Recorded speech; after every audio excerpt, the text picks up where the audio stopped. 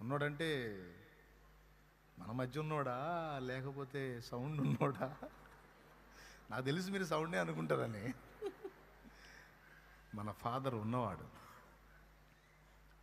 ఆదిలో ఉన్నవాడు, అంతమంది ఉండువాడు, అన్ని వేళల్లో అన్ని కాలాల్లో ఉన్నవాడు. అంతేకాదు సమస్తమును నీకు ఇచ్చుటకు ఆయన సమృద్ధిగా ఉన్నవాడు. నువ్వు ఏది కొదవై ఉండి అడిగినా దాన్ని నీకు ఇచ్చి ఆ కొరతను తీర్చడానికి ఆయన ఐశ్వర్యవంతుడు.